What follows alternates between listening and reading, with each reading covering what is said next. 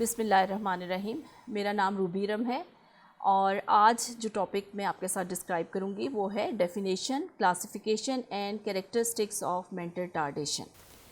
सबसे पहले हम देखेंगे कि मेंटल रिटार्डेशन जो टर्म है वो है क्या, व्हाट इज़ मेंटल रिटार्डेशन। इसका थोड़ा सा मैं आपको ब्रीफली बैकग्राउंड बताऊंगी कि ये टर्म हमने कहाँ से इसको इस्तेमाल करना शुरू किया। 1910 में जो टर्म मेंटल रिटार्डेशन के लिए यूज़ की जाती थी उसको कहते थे इडियट। इसके साथ साथ फीबल माइंडेड, एम्बेसाइल और इस तरह के बहुत से गलत किस्म के अल्फाज इन बच्चों के साथ एसोसिएट किए जाते थे बजाय मेंटल रिटार्डेशन कहने के। फिर 1950 से जो टर्म हमने अडॉप्ट कर ली वो है मेंटल रिटार्डेशन। अब मेंटल रिटार्डेशन एक ऐसी टर्म है जिसमें हम जब रिटार्डेशन का लफ्ज़ इस्तेमाल करते हैं तो जाहिर बात है कि एक बच्चे को या एक पर्सन को आप ह्यूमिलिटेट कर रहे होते हैं या उससे उस बच्चे की थोड़ा सा इज़्ज़त को हम मजरू कर रहे होते हैं, तो इसलिए इस टर्म को इतना ज़्यादा पसंद नहीं किया जाता। बट अभी भी अनफॉर्चुनेटली पाकिस्तान में हम वेरी कॉमनली मेंटल रिटार्डेशन ही इस्तेमाल करते हैं। इसके बाद 2010 में एक नई टर्म इंट्रोड्यूस करवाई गई जो कि इंटेलेक्चुअल डिसेबिलिटी के नाम से थी। अब जब इंटेलेक्चुअल डिसेबिलिटी को यूज़ किया जाने लगा तो इसमें भी जो एक लफ्ज़ है डिसेबिलिटी, तो वो भी थोड़ा सा हम किसी के लिए एक अच्छा लफ्ज़ का जो है इंतखाब नहीं कर रहे होते, इसलिए इसको भी डिस्कार्ड कर दिया गया। एंड फ्रॉम 2013 हम जो नई टर्म यूज़ कर रहे हैं that is ICC, intellectually challenged children. ठीक है, और अभी जो है इसी टर्म को all over the world accept किया गया है और बहुत ही कामयाबी के साथ इसको यूज़ किया जा रहा है, क्योंकि इसमें हम किसी भी फ़र्द की जो इज़्ज़त नफ्स है उसको मजरू नहीं कर रहे। ये एक ऐसा लफ्ज़ है।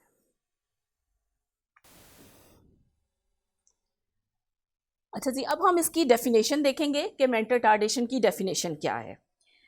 इसके लिए ये है कि बहुत सारे क्राइटेरियाज बनाए गए हैं कि किस पे जो है इसकी जो डेफिनेशन है वो बेस करेगी।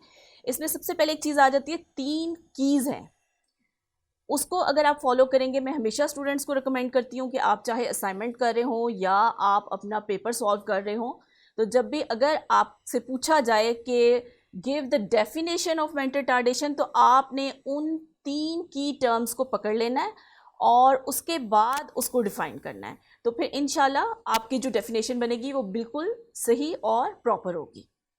तो हम चेक करते हैं कि वो कौन सी 3 की टर्म्स हैं।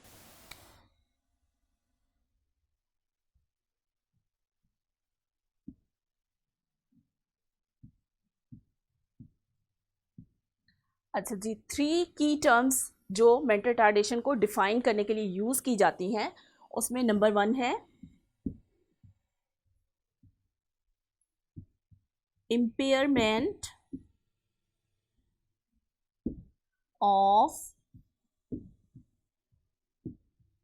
इंटेलेक्चुअल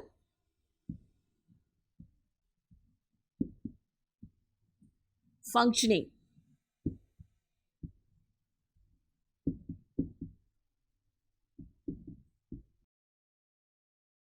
यानी जब भी हमने किसी पर्सन को डिफ़ाइन करना है कि क्या वो मेंटल रिटार्डेशन के क्राइटेरिया पे फॉल कर रहा है या नहीं कर रहा, तो हमने पहले चेक कर लेना है कि क्या उसकी जो इंटेलेक्चुअल फंक्शनिंग है उसमें इम्पेयरमेंट आ रही है या नहीं।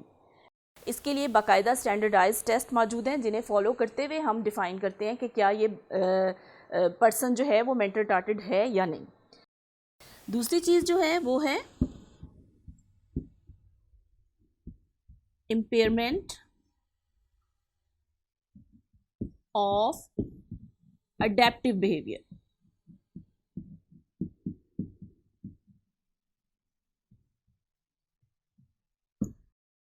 अच्छा जी, अडेप्टिव बिहेवियर क्या है? इसमें हमारे तकरीबन सारे जो हमारे डेली लिविंग स्किल्स हैं, जो हमारे सोशल स्किल्स हैं, वो सब अडेप्टिव बिहेवियर के इस टर्म में फॉल करते हैं।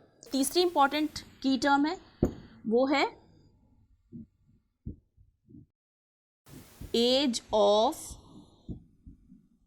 ऑनसेट। अच्छा, एज ऑफ ऑनसेट का क्या मतलब है? एज ऑफ ऑनसेट का मतलब ये है कि किस एज में बच्चे के साथ ये प्रॉब्लम हुई।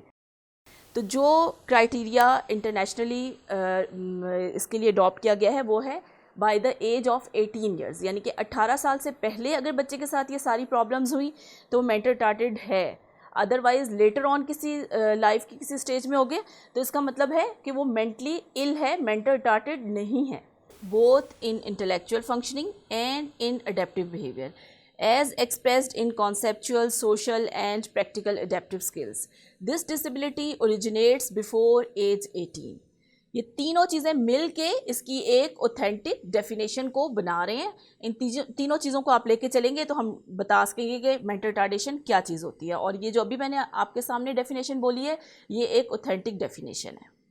अच्छा जी, डेफिनेशन के बाद हम आ जाते हैं आगे क्लासिफिकेशन पे कि इसको किस तरह से हम क्लासिफाई करेंगे, जो कि आज हमारा टॉपिक है कि हमने आपको बताना है कि इसकी फर्दर किस तरह से हमने जो कैटेगरीज बनाई हुई हैं वो कौन कौन सी हैं। तो उसके लिए पहले हमने थोड़ा सा इसके क्लासिफिकेशन सिस्टम को देखना है कि किन क्लासिफिकेशन सिस्टम्स को फॉलो करते हुए हम इनको फर्दर डिवाइड करते हैं। तो हमारे पास जो क्लासिफिकेशन सिस्टम यूज़ हो रहे हैं पहले हम उन्हें देखते हैं। क्लासिफिकेशन सिस्टम्स,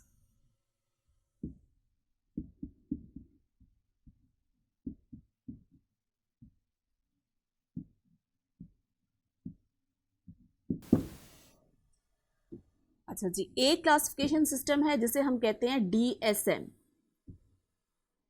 DSM का मतलब है डायग्नोस्टिक एंड स्टैटिस्टिकल मैनुअल। इसके ज़रिए हम डिवाइड करते हैं कि किस तरह से डायग्नोज भी करते हैं, असेसमेंट भी करते हैं और साथ ही हम फर्दर बता सकते हैं कि क्या ये बच्चा जो है ये माइल्ड कैटेगरी का है, मॉडरेट कैटेगरी का है, सीवियर कैटेगरी का है या प्रोफाउंड कैटेगरी का है। इसकी जो अभी प्रेजेंटली वर्जन चल रही है वो है 5th।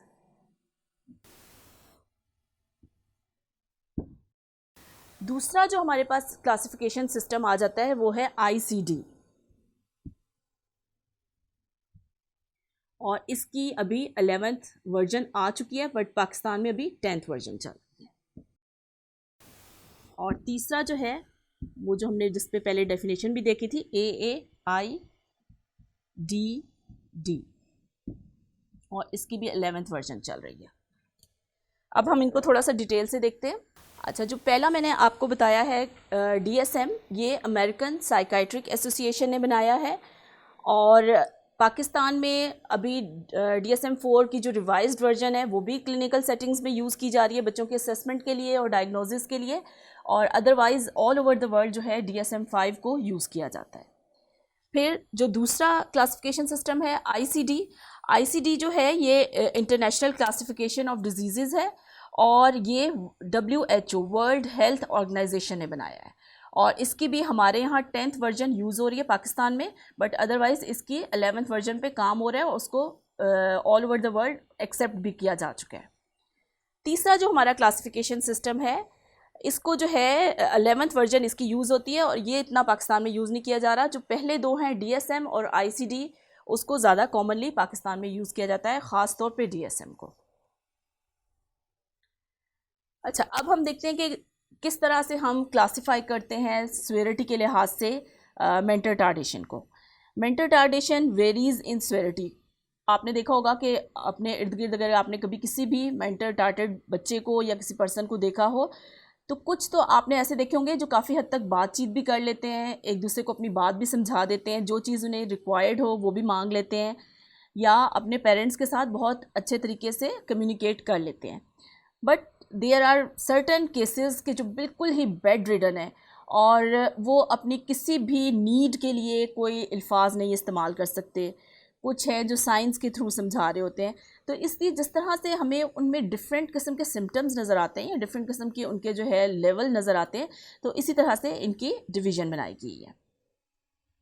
The Diagnostic and Statistical Manual of Mental Disorder, which is the diagnostic standard for mental health care professionals in the United States, classify 4 different degrees of mental retardation, that is mild, moderate, severe and profound. 4 categories हो गई। Number 1 mild, number 2 moderate, number 3 is severe, and number 4 is profound.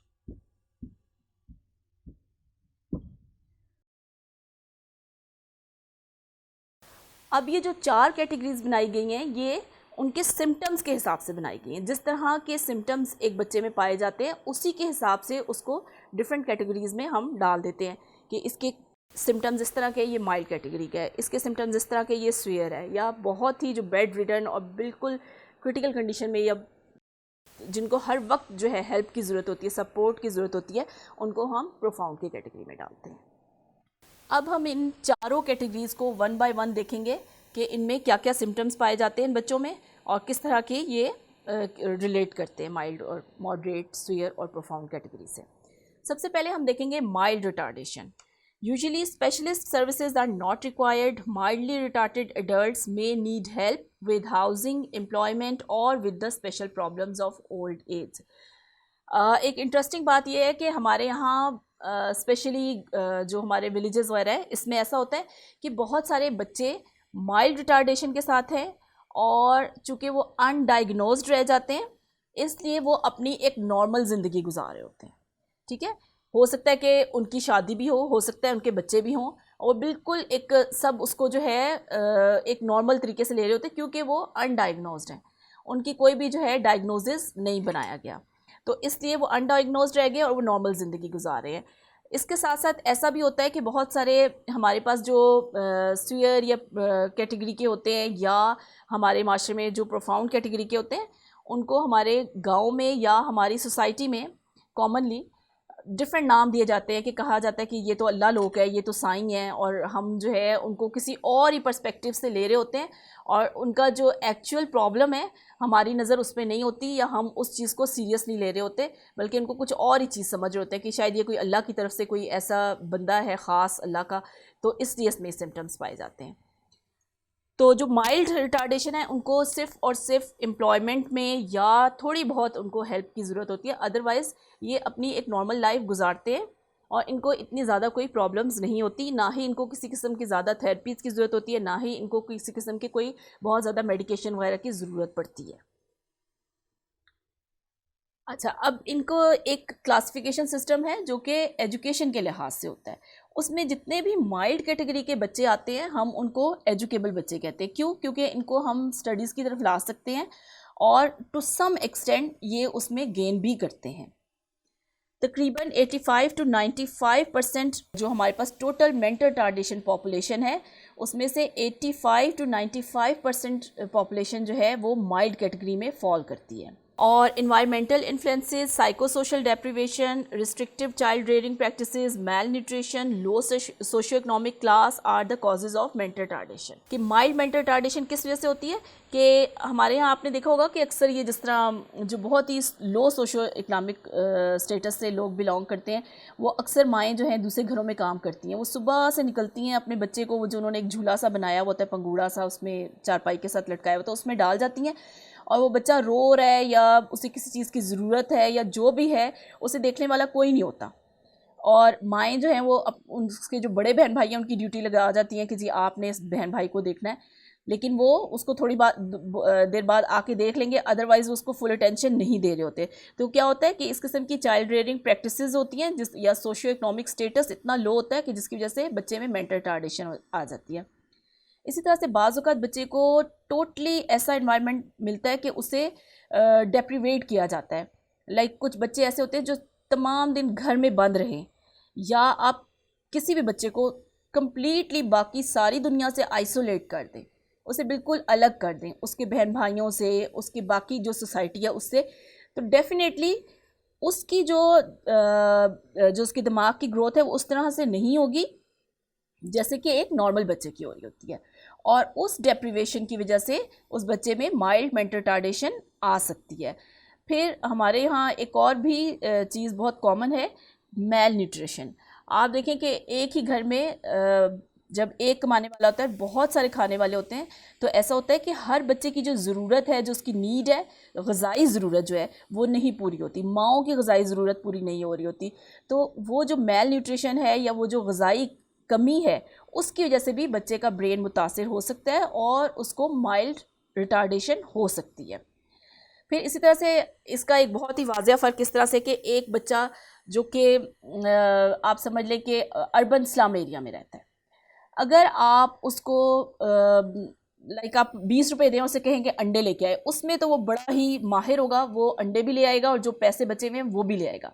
लेकिन हमारे शहरों में जो ख़ासतौर पे जो लोग अपने बच्चों को ज़्यादातर गैजेट्स वगैरह पे रखते हैं या बहुत ज़्यादा टेक्नोलॉजी है जिन घरों में, उनमें आप देखेंगे उनका बच्चा हो सकता है वो अंडे तो ना लाए लेकिन वो टेक्निकल काम सारे कर लेता है। तो ये चीज़ बहुत मैटर करती है। वो बच्चा अगर उसको लैपटॉप या कंप्यूटर दिया जाए तो डेफिनेटली वो जो स्लम एरिया में रहने वाला है वो उसको हैंडल नहीं कर सकता। क्यों? क्योंकि हमने उन बच्चों को इन सब चीज़ों से डिप्राइव रखा हुआ है, वो ये चीज़ें अफोर्ड नहीं कर सकते। तो इसी तरह से उनका जो उनकी जितनी भी मेंटल कैपेसिटी है वो उसी हिसाब से होती है, वो उन्हीं चीज़ों को हैंडल कर सकते हैं जो उन्हें मिला है, और वो उन चीज़ों के लिए बिल्कुल भी तैयार नहीं होंगे कि जो उन्होंने कभी देखी नहीं। तो ये सब चीज़ें जो है, इन्वायरमेंट जो है बहुत ज़्यादा फ़र्क डालता है बच्चे की जितनी भी उसकी जो मेंटल कैपेसिटी है या जो उसके मेंटल डेवलपमेंट है उस पर बहुत ज़्यादा असरात होते हैं। अच्छा, they have deficient in intellectual skills. Definitely वो इंटेलेक्चुअल स्किल्स में जो है माइल्ड कैटेगरी वाला बच्चा जो है वो कुछ ना कुछ पीछे होता है। Studies up to 6 to 8 standard, यानी कि हो सकता है वो छठी के जो लेवल का कोर्स है उसको पढ़ ले या 7th या 8th ग्रेड तक के लेवल का कोर्स पढ़ लेता है। लेकिन इसके बाद चूँकि हमारे जो बुक्स में जो कॉन्सेप्ट्स दिए जाते हैं वो कॉम्प्लिकेटेड होते जाते हैं एज के साथ साथ, और ग्रेड वाइज आगे जैसे जैसे जाएंगे वो कॉम्प्लिकेटेड होते जाएंगे, और ऐसी कॉम्प्लिकेटेड स्टडीज़ ये बच्चे नहीं कर सकेंगे। स्पेशली लैग करेंगे मैथ्स में या लैंग्वेजेस में, लाइक इंग्लिश और उर्दू की जो रीडिंग है वो ये बच्चे नहीं कर सकेंगे, या वो उनके लिए डिफ़िकल्ट होगी। मैथ्स के क्वेश्चंस को सॉल्व करना 9th-10th ग्रेड के वो इनके लिए डिफ़िकल्ट होगा। लेकिन अगर बहुत ज़्यादा इनके साथ मेहनत की जाए, इनको टेंशन दी जाए, इनको अच्छे तरीके से पढ़ाया जाए, तो 6 to 8th ग्रेड तक का जो सिलेबस है हमारे यहाँ मौजूद उसको ये फॉलो कर सकते हैं। Problem in reading and writing, क्योंकि काफ़ी सारे इश्यूज़ होते हैं, इसलिए जैसे मैंने आपको बताया कि जैसे जैसे कोर्स कॉम्प्लिकेटेड होता जाता है क्लासेस के साथ साथ, तो इनके लिए रीडिंग और राइटिंग बहुत मुश्किल हो जाएगी। Difficulty in academic school work, अपना जो स्कूल का काम है उसे करने में इनको प्रॉब्लम होगी। Walking, talking, toilet training, language abilities and development of domestic skills, behaviour, social and emotional adjustment like a normal person, यानी कि आम जब चल फिर रहे होंगे बिल्कुल आपको लगेगा कि कोई एक आम इंसान चल रहा है और ये बिल्कुल नॉर्मल बंदा है। इसी तरह से बातचीत करने में भी इनको मोस्टली प्रॉब्लम नहीं होती। हो सकता है थोड़ा बहुत इनको जो है आर्टिकुलेशन का या कुछ इस तरह का प्रॉब्लम हो कि जिसमें दूसरा बंदा इनकी बात ना समझ सके, अदरवाइज़ ये अपनी बात समझा देते हैं। फिर साथ साथ टॉयलेट ट्रेनिंग में इतनी ज़्यादा इनको प्रॉब्लम नहीं आती। लैंग्वेज एबिलिटीज़ और ये सब कुछ, इनके जो सोशल स्किल्स और बिहेवियर वगैरह हैं वो बिल्कुल नॉर्मल होते हैं। दूसरों के साथ कम्युनिकेट भी कर लेते हैं, दूसरों के साथ बातचीत करते हैं और उनके साथ जो भी अपनी प्रॉब्लम है वो शेयर कर देते हैं, दूसरे तक अपना मैसेज कन्वे कर सकते हैं। तो यहाँ पे आके ये बिल्कुल नॉर्मल इंसान की तरह है, लेकिन जो कुछ डिफ़िकल्टीज़ थी जिसको हमने ऊपर देखा। अच्छा, can fully adjust, educable, finds difficulty in complex ideas, drawing और जनरलाइजेशन, कि हो सकता है कोई कॉम्प्लेक्स आइडिया जब आप इन्हें सिखा रहे हो तो इन्हें प्रॉब्लम हो ड्राइंग करने में, या किसी भी जो आपने इनको लर्न करवाया है कोई भी एक स्किल उसको जनरलाइज करने में, कि उसको जब आपने सोसाइटी में यूज़ करना है उस बच्चे ने, तो वहाँ पे उसको डिफ़िकल्टी आ सकती है। Can learn motor skills better than verbal skills and writing, यानी कि मोटर स्किल्स का मतलब ये है कि जो मूवमेंट के थ्रू सीखे जाएँ या जो एक्टिविटी बेस्ड चीज़ें हैं उनको ये बच्चे सीख लेंगे। लेकिन ऐसी चीज़ें जहाँ पे ज़्यादा आपको वर्बल स्किल्स या राइटिंग स्किल्स की डिमांड है तो वो उसमें ये इतना अच्छा परफॉर्म नहीं कर सकेंगे। Emotionally they are stable, stable होते हैं और जो है जैसे एक खुशी का मौका है तो उसको एंजॉय भी करेंगे, और अगर एक गम का मौका है तो उस पर उसी तरह से रिएक्ट करेंगे।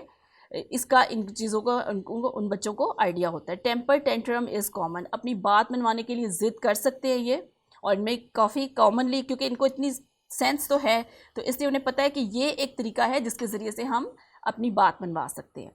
Can understand simple terms, they can train in special schools. In adult life most of them lead independent life in normal surroundings, normal surrounding में बिल्कुल एक normal life गुजार रहे होते हैं, कुछ इतने ख़ास इनकी प्रॉब्लम्स या इतने कोई ख़ास इनके मसाइल इस तरह के नहीं होते कि जिसकी वजह से इनकी लाइफ डिस्टर्ब हो जाए।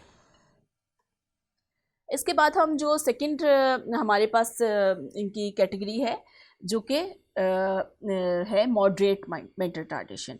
जैसे मैंने आपको पहले बताया था कि एक क्लासिफिकेशन हम इनकी एजुकेशन के लिहाज से भी करते हैं। तो माइल्ड को जिस तरह हमने एजुकेबल कहा था, मॉडरेट को हम कहेंगे कि trainable, they are trainable. About 10% of mentally retarded population is considered moderately retarded. यानी कि जितने भी हमारे पास जो मेंटल रिटार्डेशन के जो बच्चों की पॉपुलेशन है, उसमें से जो 10% है पॉपुलेशन, वो मॉडरेट की कैटेगरी में फॉल करती है। Moderately retarded person have IQ scores ranging from 35 to 55, कि इनका जो IQ है, जिसको हमने कहा इंटेलिजेंस क्वोशेंट, और जो कि मैंने पहले आपको बताया था कि स्टैंडर्डाइज्ड टेस्ट होते हैं जो बताते हैं कि इसका इंटेलेक्चुअल लेवल कितना है, उसके थ्रू जब हम इनको मेजर करते हैं तो इनका जो इंटेलेक्चुअल फंक्शनिंग है वो 35 to 55 के दरमियान फॉल करेगी। They can carry out work and self care task with moderate supervision, की थोड़ी बहुत सुपरविजन की ज़रूरत होती है, अदरवाइज़ ये अपना ख्याल खुद रख सकते हैं, अपना काम, बहुत सारे काम है ऐसे जो ये खुद से कर सकते हैं। They typically acquire communication skills in childhood and are able to live and function successfully within the community in such supervised environment as group homes, कि जो है इनको थोड़ा बहुत कम्युनिकेशन स्किल्स का प्रॉब्लम होता है। जैसे मैंने आपको माइल्ड का बताया था कि उनकी जो भी बात वो कन्वे करते हैं, जो वो बात समझाना चाहते हैं, वो उसको समझा लेते हैं, बट इनके साथ थोड़ा बहुत कम्युनिकेशन का प्रॉब्लम होगा। इनकी बात दूसरे पर्सन तक इतनी इजीली कम्युनिकेट नहीं हो सकती, हो सकता है उसमें इनको हेल्प की ज़रूरत हो, या ये थोड़े बहुत साइंस करें तब दूसरे तक अपनी बात को कन्वे कर सकें। और ये वैसे अदरवाइज़ कम्युनिटी में एक जो है कहना चाहिए कि सक्सेसफुली जो है अपने उसमें एनवायरनमेंट में रहते हैं। अच्छा, इसमें मैंने एक लफ्ज़ जो यूज़ किया, ग्रुप होम्स ऐसे होते हैं कि जिस तरह के बहुत सारे ऐसे अफराद जो एक ही तरह के प्रॉब्लम्स रखते हों, उनको हम एक जगह इकट्ठा कर लेते हैं और उनका जो है एक जगह पे इंतज़ाम कर देते हैं कि ये इस जगह पे रहेंगे, तो उनको हम ग्रुप होम्स कहते हैं। अच्छा, their communication skills develop much slowly, limited progress in scholastic work, studied up to 2nd to 3rd grade. जैसा कि माइल्ड के लिए हमने कहा था कि वो 6ठी से 8वीं क्लास तक पढ़ सकते हैं, इनके लिए हम कह सकते हैं कि ये अगर इनको प्रॉपर इन्वायरमेंट मिले और कोई इनके साथ मेहनत करे और इनको फुल अटेंशन दे, तो जो हमारे यहाँ पे 2nd और 3rd ग्रेड का जो सिलेबस है वो इसको फॉलो करवाया जा सकता है।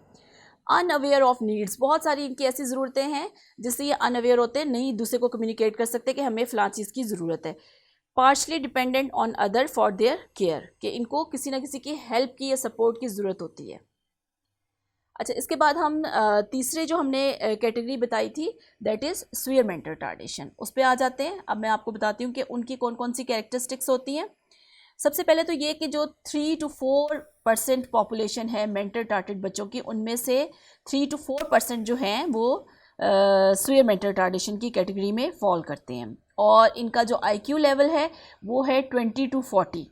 दे मे master very basic self care skills and more communication skills, यानी कि आप इनको या तो थोड़े बहुत कम्युनिकेशन स्किल्स सिखा सकते हैं या सेल्फ केयर के वो खुद से अपना ख्याल रख सकें, ऐसे थोड़े बहुत स्किल्स हम इनको सिखा सकते हैं। Many severe retarded individuals are able to live in a group home, कि बहुत ज़्यादा जहाँ पे एक कंस्ट्रक्टेड किस्म का इन्वायरमेंट इनको दिया जाए और फुली सुपरविजन मिले, उसमें ये सीवियर मेंटल रिटार्डेशन वाले पर्सन जो हैं रह सकते हैं। Some children may learn social behavior, able to communicate in simple way, engaged in limited activities, delayed speech and communication skills. बहुत कम एक्टिविटीज़ हैं जो ये खुद से परफॉर्म कर सकते हैं और थोड़े बहुत कम्युनिकेशन स्किल्स हम इनको सिखा सकते हैं, स्पीच इनकी डिलेड होगी। The fourth one category is profound mental retardation. अब जो टोटल मेंटल रिटार्डेशन की पॉपुलेशन है, इसमें से 1 to 2%, ये तो कहना चाहिए कि हमारे ऊपर एक अल्लाह ताला की रहमत है कि सिर्फ जो है 1 से 2% जो टोटल पॉपुलेशन है मेंटल रिटार्डेशन, उसमें से 1 से 2% जो है वो प्रोफाउंड मेंटल रिटार्डेशन में फॉल करते हैं। क्योंकि जो प्रोफाउंड मेंटल रिटार्डेशन की कैटेगरी है, ये बहुत क्रिटिकल कंडीशन में होते हैं, मोस्टली बेड रिडन होते हैं और इनके साथ काफ़ी ज़्यादा प्रॉब्लम्स होते हैं। इनको लाइफ लॉन्ग सपोर्ट की ज़रूरत होती है, इनको through out the life medication की ज़रूरत रहती है, और फिर भी इनके साथ बहुत सारे जो है कोमॉर्बिड जो है डिजीज़ इनके साथ होती हैं, तो जिसकी वजह से इनको तमाम उम्र जितनी भी इनकी ज़िंदगी है उसमें इन्हें सपोर्ट की ज़रूरत रहती है। लेकिन अल्लाह ताला का शुक्र है कि सिर्फ 1 to 2% पॉपुलेशन जो है वो प्रोफाउंड मेंटल रिटार्डेशन में है, और इनका जो IQ लेवल है वो है 20 to 25%। They may be able to develop basic self-care and communication skill with appropriate support and training. Their retardation is often caused by an accompanying neurological disorder. जैसे मैंने आपको बताया कि इनके साथ दीगर प्रॉब्लम्स भी हो सकती है, तो इनको कोई ना कोई न्यूरोलॉजिकल डिसऑर्डर भी साथ हो सकता है.